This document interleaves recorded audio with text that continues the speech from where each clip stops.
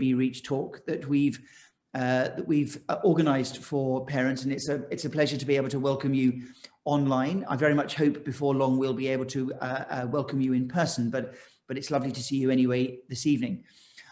We've covered a range of different topics, from mental health and well-being to the ethos of the school to secondary school education, all manner of topics. And another really important topic that I know parents are increasingly interested in is study skills. And we're fortunate to benefit as a school from an active parental engagement and support for your son's education, and understanding the complex world of study skills and how we can all best help develop the boys and their independence is terribly important. So I'm pleased to welcome and introduce Miss Spooner-Warren this evening. Mrs. Spooner-Warren is, as many of you will know, is our Special Educational Needs Coordinator at St John's, and ideally suited to be able to talk on this topic.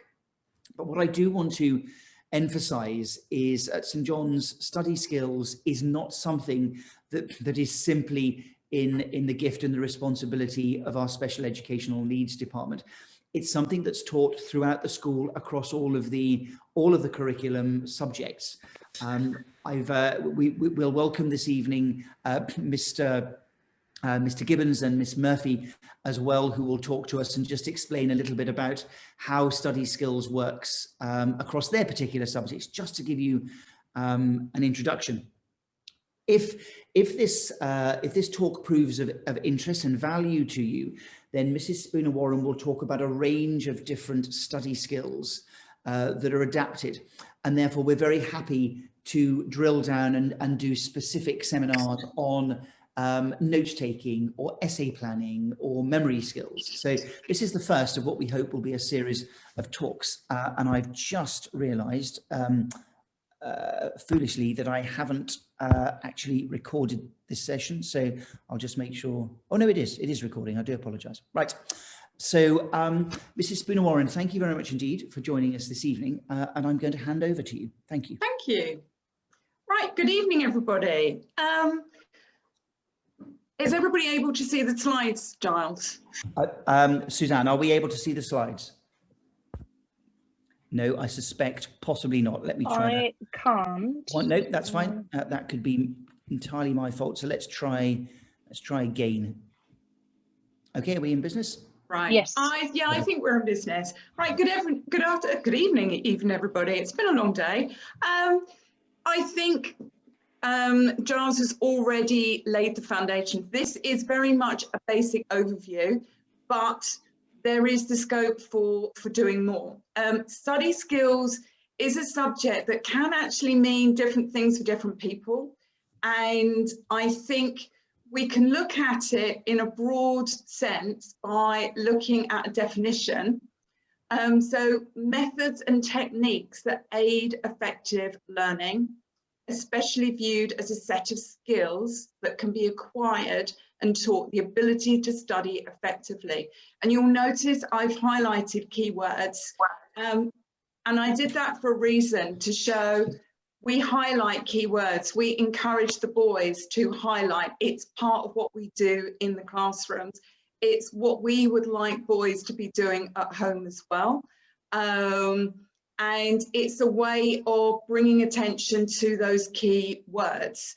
So study skills, it's a difficult subject. Everybody wants to be successful, and all the boys will be looking at the other boys in the classrooms, and they'll be thinking that they're better than them, they're doing better than them. What is it that they're doing? So we only see the surface level. It's a bit like that swan analogy where they're going with their legs underneath the water. You don't really get to see the persistence, the failure, the sacrifice, and all the things that are going on behind the scenes that children, teenagers, and even us adults, what we have to do in order to get where we want to be in our work environment, and how to be successful. And I'm going to talk a little bit more later on about failure, because if we don't fail, we don't actually know what success is. And we need to understand ourselves, and we can't understand ourselves if we can't reflect and understand what worked, what didn't work. So that's all very much part of it. So what we're going to look at in detail is those little small component parts. And one of the main areas is time management. And even today, we've all started saying to the boys, especially the boys in rudiments, well, how many weeks is it to your exams? And one boy said to me today, I've got the whole of May. I said, have you? Well, how many weeks is that? I don't know. I said, well, I think you've got about 6 weeks. And at that point, his face went quite white because he hadn't thought about it in that perspective. So we started mapping out a timeline. But really and truly, the timing starts right at the beginning. It starts back in September. It's starting to think about, right, I need to get myself organized. We all go off to the stationery shops with our children, or we're ordering online. But we need to be thinking, and our children need to be thinking about, what am I doing when I'm going into the first week? Have I understood the first week? We started a new topic. Do I understand all the language? So do I need to overlearn? Do I need to overread to get to understand the language? In maths, there might be a new topic taught. Do I understand the method? Can I do it without looking? Can I take a new question and do it for myself? Another thing that became quite common a few years back is what's called flipped learning. Your children are given grids. They know exactly what topics are coming up. Well, what about actually reading the textbooks before the topic starts? So you kind of got an idea of what the topic is going to be about. So you're prepared for that new language. At the end of the day, when our boys go home, I know it's a long day. Some of them are going up into boarding. They do have a little bit of time though in boarding just to go through a few notes. And when they go home, there's still no harm while they're having their snacks and they're having their drinks, why they can, I'm just going to go through that because I wasn't 100% sure what that's all about today. A lot of the things are being uploaded now onto Teams. So we're trying to look at different ways of being able to make sure all the information is out there for your children so that they can access. And you can remind them as well. What about Teams? Is any of it going to be loaded up on Teams? As I've mentioned before, highlighting documents, go home, highlight information is definitely something that we as teachers would recommend. And for some children, they might want to go one step further. They might want to be a complete scholar and say, I need to know more about this subject. So I'm going to add in more notes from information that might be in books from libraries, or it might be on the internet. So another thing that is really, really important is planning from the beginning. So as I said, how many weeks do I have? A term, excuse me, is usually made up of between 6 weeks in the first half term to between 6 and 7 weeks in the 7.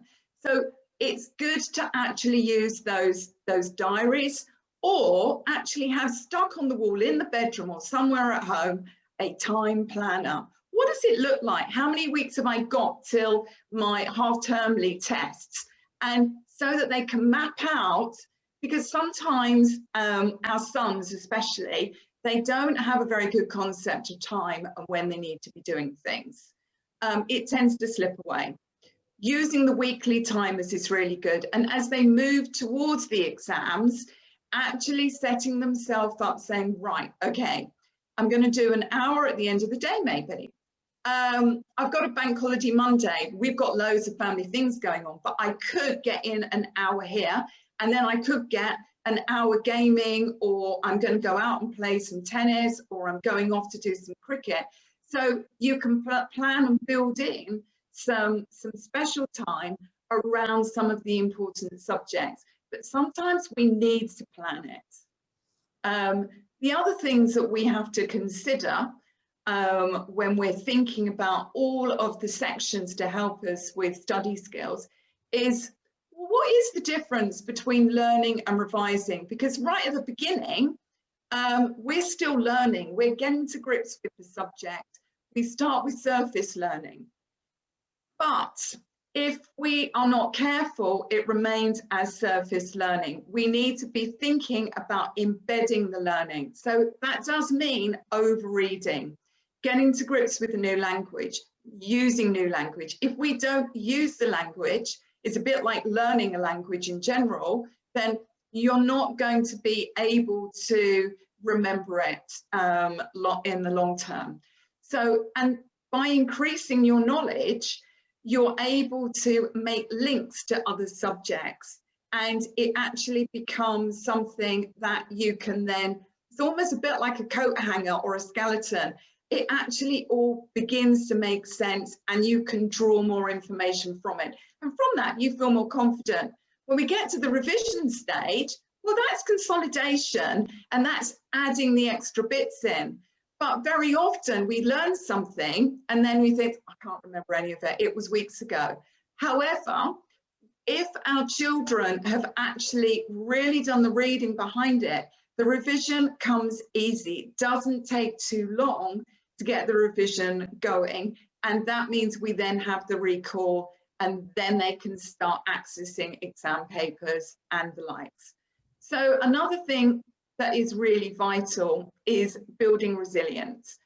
Teachers often talk about resilience. There's a great book called Mindset by Carol Dweck, and she's been at many conferences. She's been at the Times Educational Conference at Wellington College. She's American, and she's been to lots and lots of places. But she talks about changing mindset, and there are two different types of mindset. And having a growth mindset means you are prepared to reflect, you are prepared to take on more, you're prepared to deal with failure and understand that you can still grow from that, you can bounce back. And there are many people out there at the moment who are talking about this. Another person is Angela Duckworth, who has written a book called Grit, which basically is the same thing. It's another word. It's talking about having the grit and resilience to go forward when things don't go right. And very often our sons and daughters are coming home and they're saying, it went really badly. But I always say, well, that's brilliant, because you can learn from that. Where did it go wrong? What were the areas? Okay, well, what do you think you can do next time? Do you need to go back and go through that again? So it's understanding that as long as we can reflect and we can see, then our children will be able to go forward and be successful. Those children that, for example, are considered very bright are not necessarily the children that will fail and later in life sometimes can't cope because they've not been able to deal with failure. So actually learning to deal with failure gives us strength in order to go forward. Another thing to consider is we all work differently. Is it working differently? No, we all need to build good habits. So it goes back to that mountain about, I need to be successful, but how am I going to do that? So dedication, you're going to have to put 15, 20 minutes aside to go over things. It does require hard work. The brain is a muscle, it's muscle memory. If you're learning to play an instrument, if you are being an athlete, you have to practice. Instruments, it's muscle memory. It's learning where do those fingers go on the strings. You're not looking, you learn to do it automatically without looking. But that takes time. It's not something that happens straight away. So it's understanding that we've all been there, but we all have to learn, and we have to learn something about ourselves because we are all different as well. So we all have to do this in our own way. And our children are the beginning of this journey, which means, as I said, we are all different. We all work differently. If you think about Gardner's view on multiple intelligence, we might be good at music, we might be good at sport, we might be really linguistically talented, we might be really good at numbers and maths. But what we've got to do is get to grips with the areas that we're not so good at as well, because it's not necessarily whether you are brilliant at a subject. You can get to a stage in any subject where you can still do very well as long as you apply yourself. And these are the kind of things that we do need to be instilling in our children in order to help them understand that, yeah, I've just got to apply myself and just put aside the time, and then there will be a difference and I will start to reap the rewards. Another area that sometimes the boys do forget is they've got to be speaking to the teachers and they've got to be speaking to their peers as well. Because they'll find out information. It's about bringing all those strands together. What I've done here is I have put up a slide on mind mapping. Mind mapping, it doesn't suit everybody. Some people prefer a more linear method, just putting bullet points down. But mind mapping can be used for so many different things. I mean, if we take history, for example, you know, the boys have quite a few questions that they have to write by the time they get to year 8, and they are long questions. And so, for example, if they were going to write about the Battle of Hastings, what they need to do is not look at anything, but think, okay, well, what do I know about the Battle of Hastings? And just write it down. And you can mind map it into, you know, where did the battle start? When did it happen? Who were the people involved? Thinking about the who, why, what, and when. And then it might be, I can't remember anything else. Okay, I need to look back at the books. I've got to look at the textbooks. That's fine. Look at the textbooks and then encourage your children to say, okay, put the textbooks away, use a different color pen. See how much more you can do with a different color pen. Go back to the textbook and then you can build in different colors, and it kind of helps you think, okay, I've kept looking and now I've got to this stage. Can I now go away, come back? Can I now try and recreate this? So it's about going back and recreating these mind maps and then making little folders. This is my revision folder. And you can do the same for all different subjects. You could do it for thinking about separation processes in chemistry, particularly something like chromatography, which often confuses some of the children. There are lots of ways that you can use this kind of thing. Other things that are out there now, which definitely, you know, we didn't consider when I was at school, was sticky notes. Sticky notes are my lifesaver, and I'm constantly going around telling the children, use sticky notes. So, for example, in English, when they're reading their books, if they put sticky notes in, I used to tell this to my sons because they would hate to reread a book. If you put the sticky notes in as you're going along, you can talk about the characters. You can find those characters that have really good qualities or evil qualities, and you can just write a little note. This is the page that I need to help me identify a particular character and the qualities they have. So they're good for that. Sticky notes are a good way of setting up essays, for example, because you can order bits around and decide which way you want your paragraphs to go. So they're a really good resource to have at home and in school. Study cards, you can use them to do whatever you want, really. You can make your own study cards, or you can buy them. There are loads and loads of CGP have lots of study cards for different subjects. You could have them where they've got maths and maths questions, and then they've got the answers on the back. For some of the writing subjects, I would recommend still that you get your boys to write as well, their own cards, because again, they're actually putting it into their long-term memory. Galore Park actually produce all the exam papers. They have all the revision books. They have the the exam style questions, because a lot of our boys, they get stuck with the kind of questions they're seeing, because then comprehension kicks in. Do I really understand this question? CGP books, they've got the same. Collins have got the same. There are lots of books out there that you can be used for main subject areas. There are loads of apps. I love Gojimo. Gojimo goes from 11 plus to A level, and they are on a multiple subjects, and they're great for the car. They're great for taking on holiday. So you've got multiple choice questions, and they're quick to do, and you can be flicking through it. And we know how much our children like to be on devices. Quizlet is another app.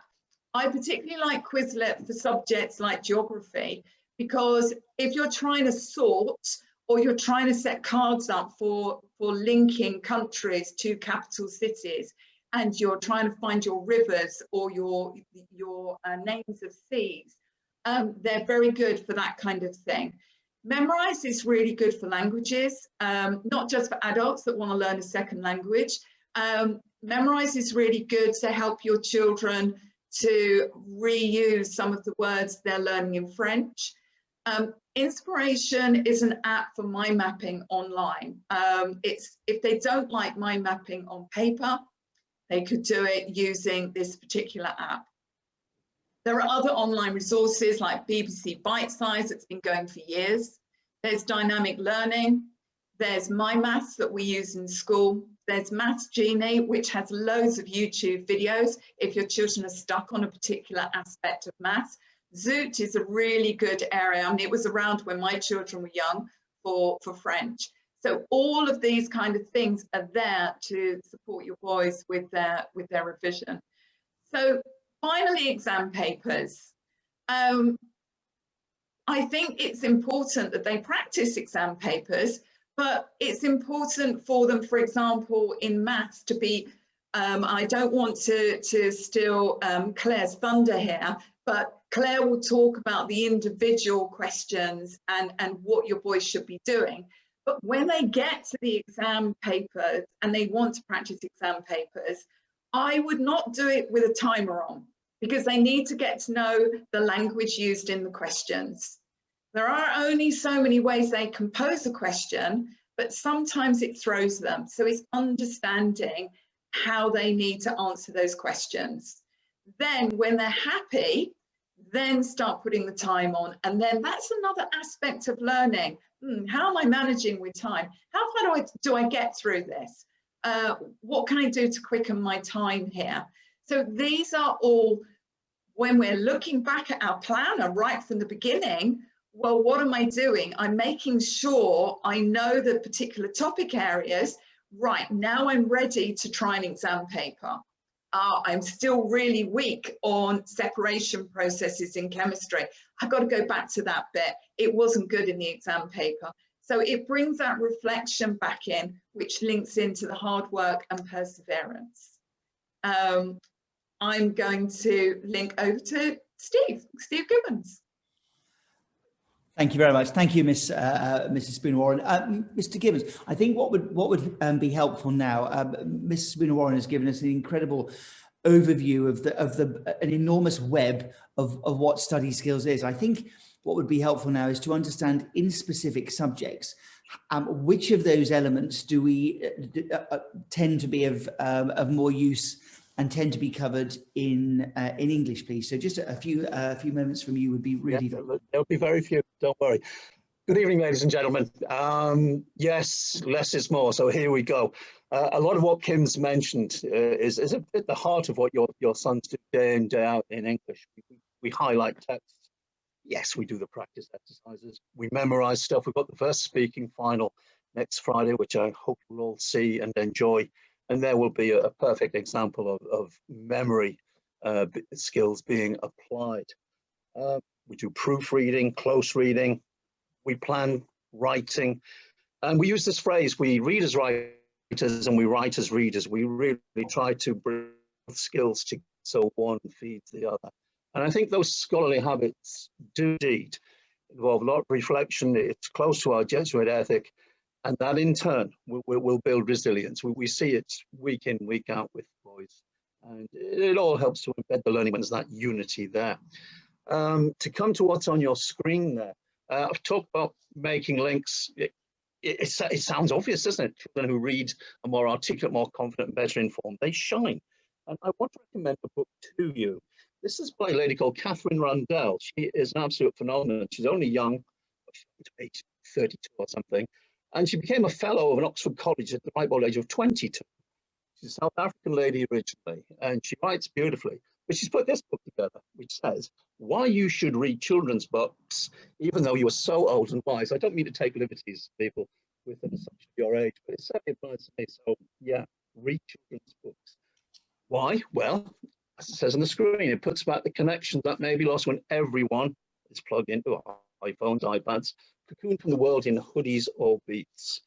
I'm not going to label that point. I'm just going to let that one sort of seep through by osmosis, really. Have the next slide, please, Mr. Delaney. Is that Sorry, possible? Mr. Gibbons. Thank you. Yeah, thank you very much. Thank you very much. Yeah. Lovely. Okay. Oh no, it's gone again. Sorry, we've skipped. Right, if we go back to that other slide, then that's fine. Yeah, one of the ways of growing empathy, if you've never read this book, right, everything that Kim has mentioned, you do with this millions in year 7. It's the most beautiful, sublime, life-affirming story. Okay, it's a great family film as well. But read the book first. I guess my big message here is that we develop all of the skills that Kim has mentioned, not only in my subject, but I would hope in your home life, as perhaps you read with the children, and they're never too old to be read with. My old pal, Charles Dickens, get this one for yourselves. What would Dickens do? This book has got various situations in life. I'm not going to go on. Just get it and enjoy it, because the stuff that we've talked about, highlighting the important points a writer is making, discussing why those points are important and how we're going to apply them in answering a question, it's there in these very rich texts. Okay, and as we're doing that, we naturally proofread our own writing, but we closely read, we scan read whatever text it is that we've got going on. Before I finish, I've got 2 other books which will lend not only your sons a scholarly empathy and resilience, but your good selves as well. This one's called The Poetry Pharmacy. I'll look down for you all, but it's been kind of challenging for me. I don't mind admitting. It's much better to be back at work.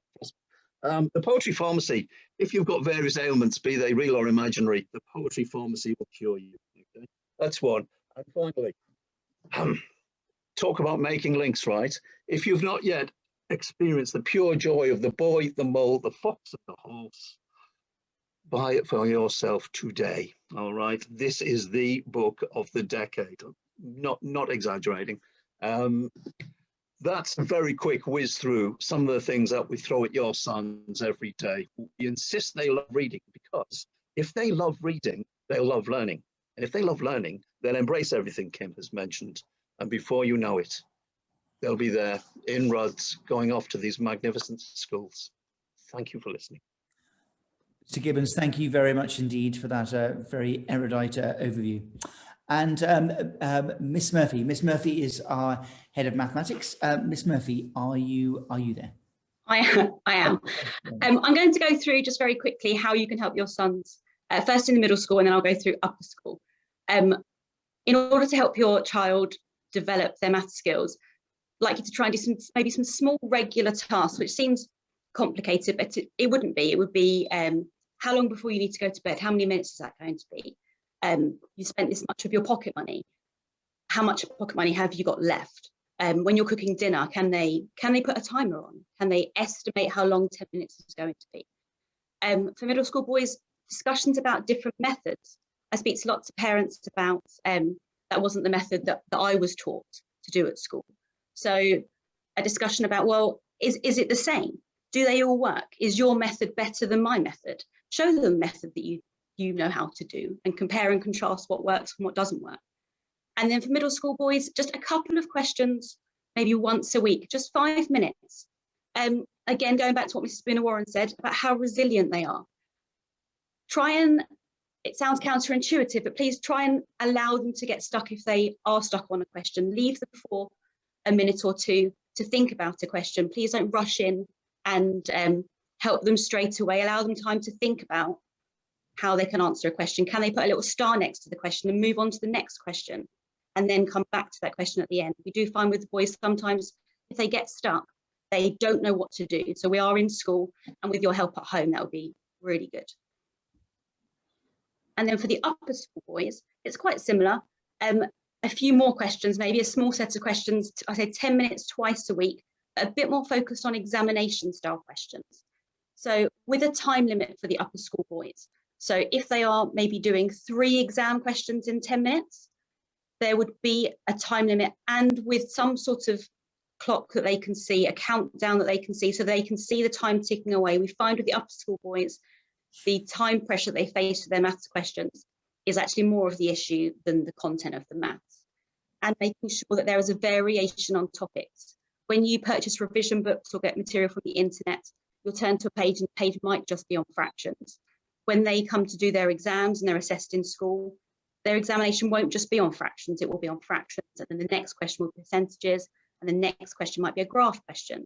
So try and change up the types of questions that your boys are doing so that they are not just sticking to the same questions all of the time. And then again, for upper school boys, we try to aim for them to be looking at doing, they are doing examination questions, about 2 marks a minute is where we say the boys should be. And they know that we speak to them about that in school. And they can do any type of examination questions. It could be a common entrance one, an 11+, SATs, even GCSE questions would be appropriate for them. So anything that you can get those online or you can get them from us, and the boys have them as well. But consistency and a regular approach to their maths questions through the year is much more beneficial than them trying to cram some things in at the end of the year. And that's everything from me, Mr. Delaney. Thank you, Ms. Murphy, very much.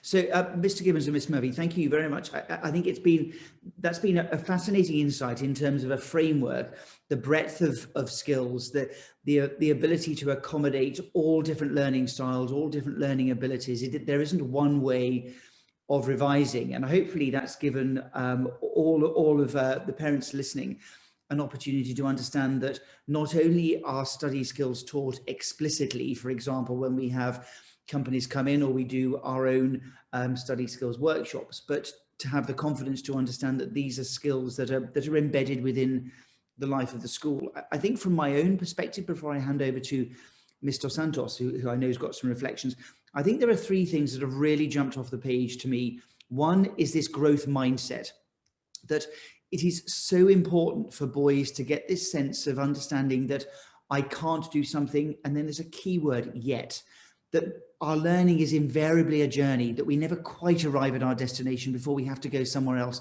And for the boys to be comfortable in that environment and never quite getting where they need to, that's at the heart of a sense of ambition, of wanting to go further. And boys have to be comfortable living in that environment. So I think that from what Mrs. Spooner-Warren was saying, that's fundamental. I think the other thing I wanted to pick out was this idea of habits, that we cannot be in an environment where all of a sudden we wake up and we think something's important, and then all of a sudden we expect to be good at it. Habits are by their nature instinctive. We do them without thinking. And that is why your sons are at St. John's or at school, to create those habits.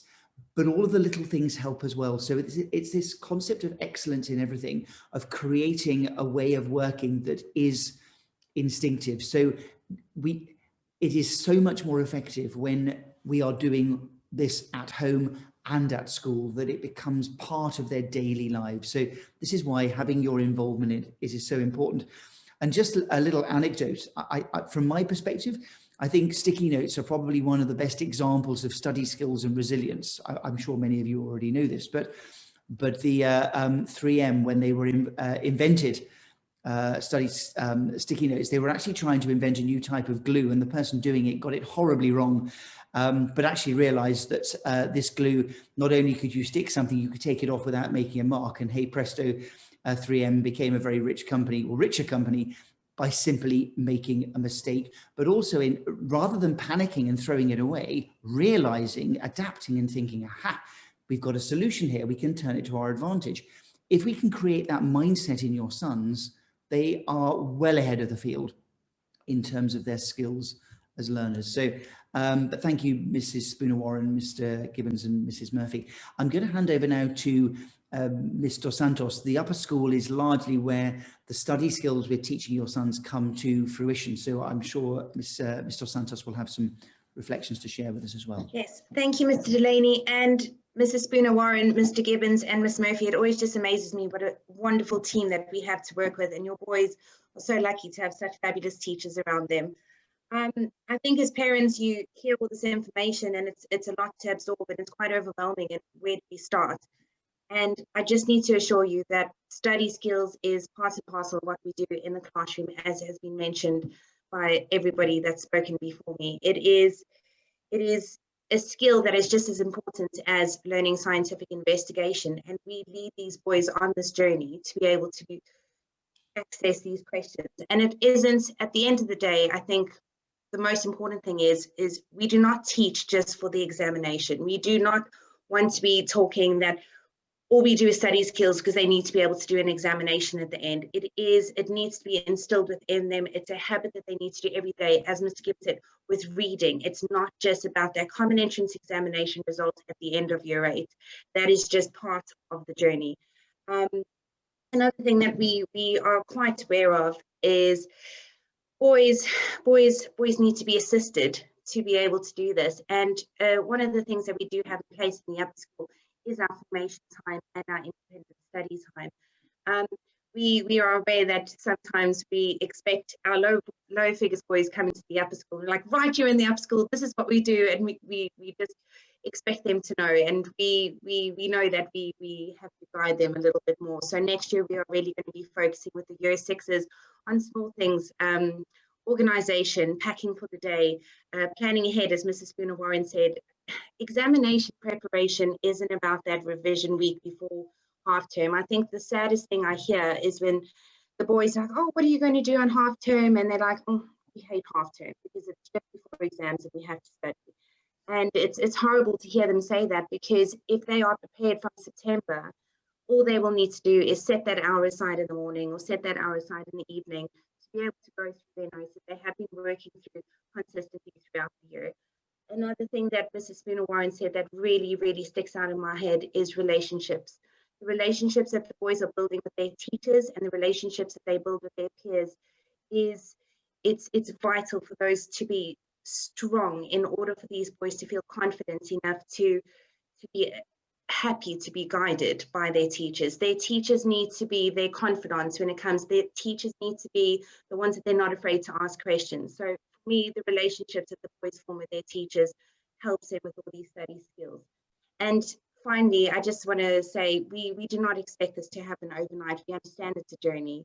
The whole point of the upper school is by the time the boys leave us in year 8, we hope we've given them the confidence that they need to be able to not just write an examination, but to take on the world that they're going to in secondary school.